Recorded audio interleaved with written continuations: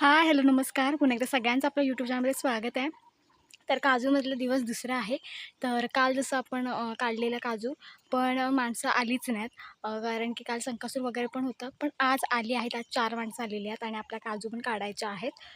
जसं की काल आम्ही घरचेच होतो सगळे, तर आम्ही तेवढ्या एक सिमेंटची पोतळी वगैरे भरून काढलेल्या तेवढ्या. पण आता बऱ्याच ठिकाणी झाल्यात ना, त्याच्यामुळे माणसं करावी लागल्यात. तर आज आपल्याकडे माणसं आहेत वरच्या भट्ट्यात आणि सगळे काजू जे काही सुके आहेत ते पण आज काढणार आहोत. सो दिवस दुसरा आहे आजचा आणि ऊन तर भयानक ऊन लागतं. तर ठीक आहे, आता काय काम म्हटलं तर आपल्याला करावं लागणारच आहे. त्याच्यामुळे तर मी इथे ना थोडे बसून बसून पण काढलेले आहेत बिया. ह्या बघा, मी इथल्या ह्या काजूच्या ना काढलेल्या आहेत बिया. तर ह्या इथे थोड्या आहेत आणि प्लस इकडे आहे. तर आजचं आपलं जेवण जे आहे ना ते आपण रानातच करणार आहोत. त्यामुळे बघा इकडे आणि इकडे आपल्या मार्केटला जाणाऱ्या काजू पण इकडे रेडी आहेत. हा बघा, तर ह्या आपल्या रोज आपल्या मार्केटमध्ये काजू जातात, त्याच्यामुळे आपल्याला रोज रानात येऊन काजू काढाव्याच लागतात. इकडे खालच्या पट्ट्यात ना अजून कोवळ्या म्हणजे बिया आहेत, पण कोवळे आहेत आणि त्याचं लागायचं जे प्रमाण आहे ना ते पण गेल्या वर्षीपेक्षा थोडं कमी आहे. इकडचं थोडं म्हणजे ह्यावेळेस ना खालच्या पट्ट्यातला काजू थोडा कमी आहेत, पण वरच्या पट्ट्यातला काजू आपल्याला खूप चांगला लागलेले आहेत. तर आपल्याला दर दिवशी आपल्याला ह्या ओल्या बिया काढाव्या लागतात मार्केटमध्ये देण्यासाठी. तर हे असं आमचं इथे आम्ही सगळेजण बसून मस्तपैकी जेवतो वगैरे. हे इथेच आमच्या बागेमध्येच आम्ही असं तयार केलं आहे बसायला वगैरे, शेड वगैरे छोटीशी शेड अशी काढलेली आहे आणि आता पाण्याचा जार भरायचा आपल्याला. तर आपण ना वरती जाणार आहोत, पण त्याआधी आपल्याला एक जार भरायचा आहे, हंडा भरायचा आहे, जेणेकरून दुपारी आपल्याला पाणी लागतं आणि आता उन्हातून आपल्याला खूप मोठ्या प्रमाणात पाणी लागतं. पण इकडे आपला टिंप भरतो, त्याच्यामुळे इथं मी थांबली आहे. तर हे 2 झाले भरून की आपण मग डायरेक्ट वरती जाऊ काजू काढायला. माणसं फक्त बोंडं काढतात आणि त्याच्यानंतर काजू आपल्याला काढायचे असतात, कारण की वेळ खूप जातो आणि एका काजूखाली ना 10-15 मिनटं म्हणण्यापेक्षा पण जास्ती मिनटं जातात. एका काजूजवळ अर्धा तास पण जातो. तर आता हे असं आहे आणि माणसं काम कसे करतात ते पण मी तुम्हाला सांगते. एक खेचायला असतं, म्हणजे बोंडं जी वरती असतात ना, ती काढण्यासाठी असतं आणि खाली जमवण्यासाठी असतात.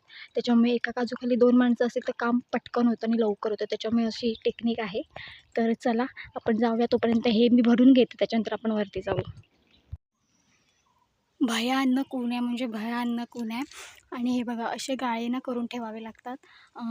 माणसं काय करतात, बोंडं काढतात आणि एका ठिकाणी अशी राच घालून ठेवतात आणि नंतर मग त्याच्यावरची जे काही हे आहेत आपले बिया आहेत त्या काढायच्या. तर हे बघा असे ना राच घालून ठेवले जातात आणि हे बघा हे आता मी येता एवढे वरती येता जमवले. तर अशा पद्धतीने सगळं कामकाज आपलं चालतं दरवर्षीप्रमाणे. ऊन म्हणजे एवढं आहे ना, कारण की गरमी खूप वाढली, खूप म्हणजे खूप वाढली आहे आणि आम्ही रात्री पण येतो इकडेच, कारण की थोडं फेरी वगैरे मारावं लागते. शालजू वगैरे खूप आले आहेत, त्याच्यामुळे ना फेरी वगैरे मारावी लागते. तर ह्यावर्षी काजू ना खूप लागल्यात ना वरच्या पट्ट्यातल्या, त्याच्यामुळे काजूची साईज बघा केवढीशी झाली आहे, एकदम छोटी साईज झाली आहे. पण आपल्या ह्यावेळेस आपण ओल्या बियांवर जास्ती भर आहे. आपल्या दरवर्षीच ओल्या बियांवर खूप सारा भर असतो, कारण की ओल्या बियांना प्रॉफिट पण तेवढा आहे आपल्याला, कारण की ₹200-250 किलोने जातात आणि जो काही सुक्या बियांचा अजून भाव फुटलेला नाही आहे, तो 150 नाही तर 160-165 च्या दरम्यान जातो.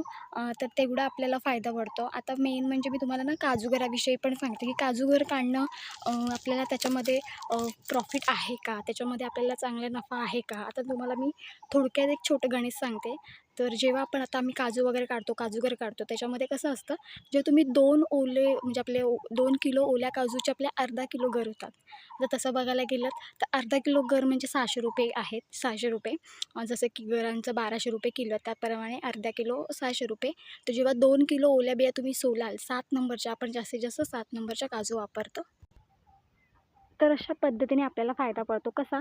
तर ₹200 काजूंचा म्हणजे जो अख्खा गर असतो काजूंचा, ओल्या काजू त्या आहे ₹200 किलो. आत्ताचा भाव मी तुम्हाला सांगते आणि आपल्याला 2 किलो गर सोलल्यानंतर आपल्याला अर्धा किलो गर मिळतात. तर तिकडे ₹600 आणि इकडे ₹400. त्याच्यामुळे आपल्याला ₹200 फायदा पडतो. तर अशा पद्धतीने गरांमध्ये सुद्धा आपल्याला फायदा पडतो. आता गरांचा पण दर काही अजून उतरलेला नाही, जो आहे तोच आहे. त्याच्यामुळे आपल्याला असा फायदा पडतो. काहींना असं वाटतं यार घर काढून पण काही उपयोग नाही. तसं बघायला गेलं तर जेव्हा आपल्याला 5 किलो काजू काढायचे असतात, तेव्हा आपल्याला जास्तीत जास्त तर तेव्हा आपल्याला 5 किलो जरी आपल्याला गर काढायचे म्हटले तरी एक 15-20 किलो काजू लागतात. पण आपण सगळ्यात 7 नंबर काजू वापरतो, कारण की का? तर 7 नंबर बी कशी जोखायला पण चांगली जाते, वजन पण बऱ्यापैकी असतं खोलल्यानंतर जेव्हा आपण गर काढतो तेव्हा. त्याच्यामुळे 7 नंबर काजूच आपण वापरतो. एखाद दुसरी त्याच्यामध्ये 4 नंबर वगैरे येते. 3 नंबरचे आपल्याकडे काजू नाही आहे. सगळ्यात 4 आणि 7 नंबरच्या काजू आहेत. तर फोडायला आपण 7 नंबरच्या काजू वापरतो. त्याच्यामुळे आपल्याला ओल्या घरांमध्ये पण फायदा पडतो तेवढा. आणि मेन म्हणजे ह्यावेळेस आम्ही जास्तीत जास्त ओल्या बिया बऱ्यापैकी आपल्याला गेलेल्या आहेत बाजारामध्ये सुरुवातीपासून मार्चपासूनच. तर मार्चच्या पहिल्या एक दुसऱ्या आठवड्यामध्ये आपण सुरुवात केलेली होती.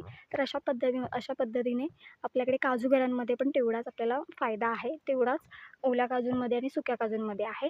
तसं बघायला गेलं तर थोडाफार डिफरन्स येतो. सुक्या काजू थोड्या कमी ह्याच्यात विकल्या जातात, कारण की तो भावच त्यांचा तेवढा आहे. त्याच्यामुळे 200च्या आतच भाव असतो. जसं ओल्या बिया असतात त्या ₹200 ₹250 किलो असतात. त्यानंतर गरम पण ₹1200 किलो आहेत. तर अशा पद्धतीने हे सगळं असतं. तर आपण ओले गर पण विकतो, त्याच्यानंतर सुक्या काजू, ओल्या काजू सगळ्या काही विकतो. तर चला आता बोंडं काढूया. तर आपल्याला बोंडं काढायचे आहेत, म्हणजेच बिया आहेत त्या काढायच्या आहेत. तर इकडे पण बघा बोंडवर एकदम रसरशीत आहेत. हे बघा. तर आता रानामध्ये कधी तहान वगैरे लागली तर आपण हेच खातो. फक्त पाणी प्यायचं आणि हे टाकून द्यायचं. काही जण हे खातात पण पूर्ण प्रॉपर पिकलेलं असेल ना तर खकव नाही लागत. घशाला ना खकव लागतो. आणि जर पिकलेलं असेल तर खकव जास्त लागत नाही. तर चला काढूया बोंडं. पिण्याचं पाणी भरलं आणि वरती आले आणि बघा बोंडं वगैरे ठेवलेत त्यांनी हे करून. तर माणसं आहेत आपल्याकडे, त्याच्यामुळे माणसं बोंडं वगैरे काढतात आणि बादली आपण वापरतो, जेणेकरून हँडल पण असतं आणि कुठे जाऊ तिथे फिरू शकतो. कारण की एवढ्या काजू आहेत त्याच्यामुळे घमेल घेणं वगैरे शक्य होत नाही. तर असे ओतून ठेवले जातात आणि नंतर मग त्याची बोंडं काढली जातात. तर काढायला वेळ नाही तेवढं लागत. आता माणसं आपल्याकडे 4-5 आहेत आणि तेवढी माणसं लागतात, कारण की ह्याच्यापेक्षा पण जास्ती माणसं लागतात. तसं बघायला गेलं तर एका काजूला 2 तरी माणसं लागतात, कारण की खेचायला, परत खाली जे काही बोंडं पडतील ती जमवायला. आणि काम पण लवकर होतं. नाहीतर एका काजूवरती एक 15-20 मिनिटं, अर्धा तास पण जातो. त्याच्यामुळे एक एक काढायला आणि खाली जमवायला. तर इथे तुम्हाला बघायला मिळेल गरकूच्या साहाय्याने असे काढले जातात काजू आणि खाली जे काही बोंडं पडतील आणि ती जमवायची. जेणेकरून बोंडं आता एवढी पिकले ना ती अलगद पडतात. फक्त जरा त्यांना हलवावं लागतं, ती पडतात. हे बघा इथे काम चालू आहे. खाली माणसं बसलेली आहेत बोंडं जमा करायला आणि वरून काढायचं काम चालू आहे. आणि काम पण फास्ट होतं आणि त्याच्यामुळे आपण दरवेळेस माणसंच करतो. कारण की 300-350 काजू आहेत आपल्या, तेव्हा ते आपल्या घरचे सगळे होऊन, म्हणजे घरचे मिळून पण एवढे होणार नाहीत, तेवढं माणसं करून होतं. तर इथे बघू शकता ही एक पिशवी भरली आहे सुक्या काजूने, ही पण आहे आणि इथे अर्धी, अशा 2.5 पिशव्या आपण भरलेल्या आहे. दुपार झाली आहे आणि इथे दुपार झाल्यानंतर एवढ्या आपल्या काजू काढून झालेल्या आहे. दुपारनंतर पण थोड्या होतील काजू काढून.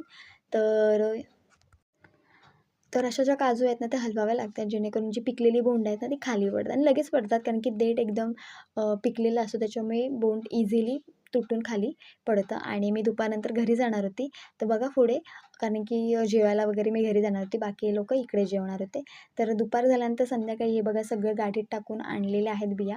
ह्या आपल्या आजच्या दिवसातल्या बिया आहेत. वरती आणि खालती ताडपत्रीवरती सुकत टाकलेल्या आहेत त्या.